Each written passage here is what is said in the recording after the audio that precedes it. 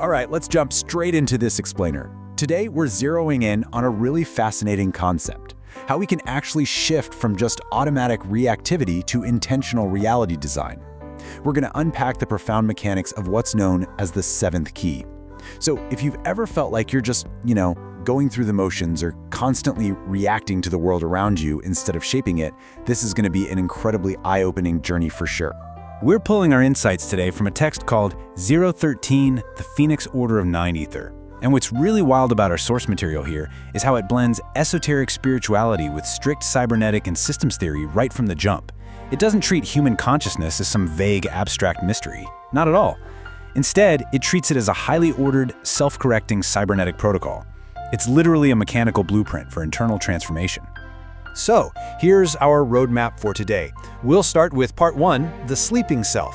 Then move to 2, the cybernetic consciousness blueprint.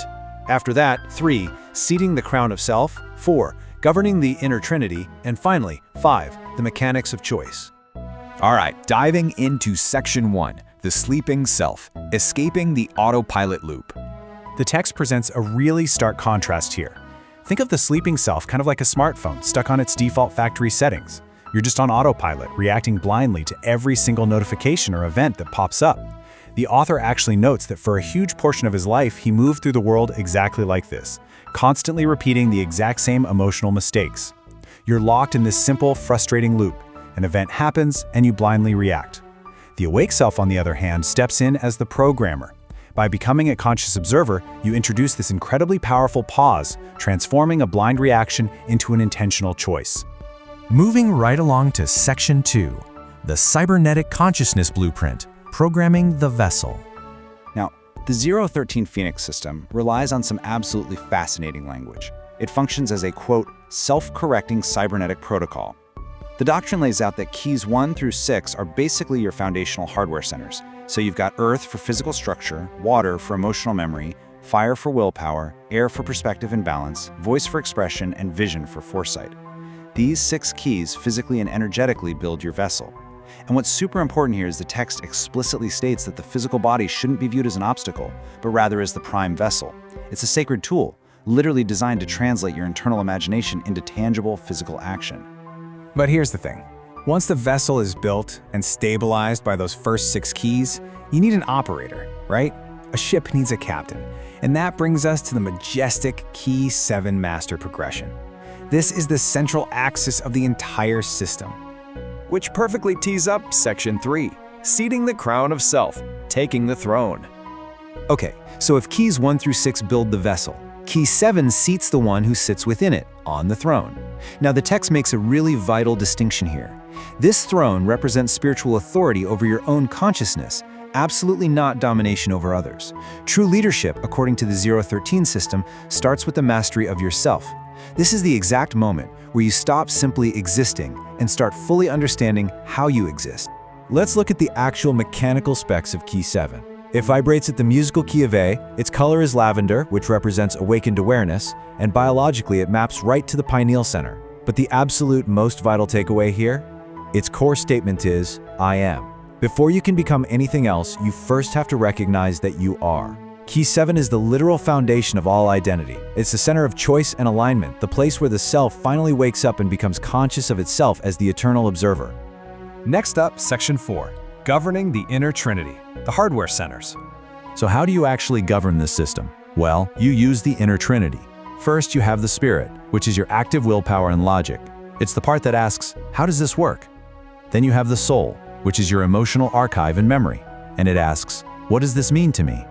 But Key 7, the self, governs by using what the text calls overstanding.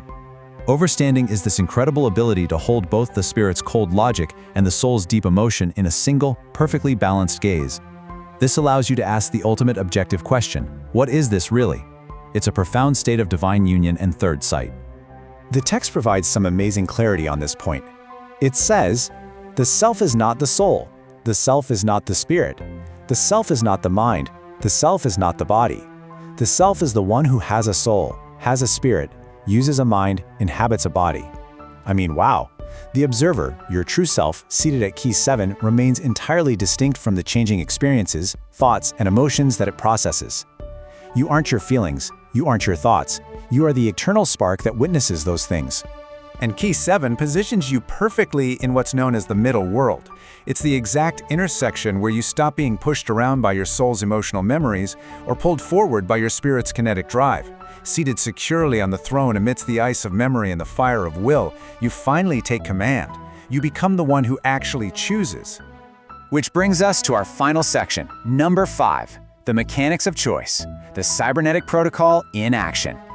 Look, theory is great, but execution is absolutely everything. This is the mechanical sequence of freedom for the self-aware person. Key 7 basically functions as a circuit breaker against those automatic blind reactions we were talking about at the very beginning. An event happens, sure, but instead of just reacting, awareness kicks in. Key 7 creates a gap, a conscious pause. And from that pause, you make a choice. You take aligned action, and you create a consequence. This is exactly how you shift from being a victim of circumstance to an intentional designer of your reality.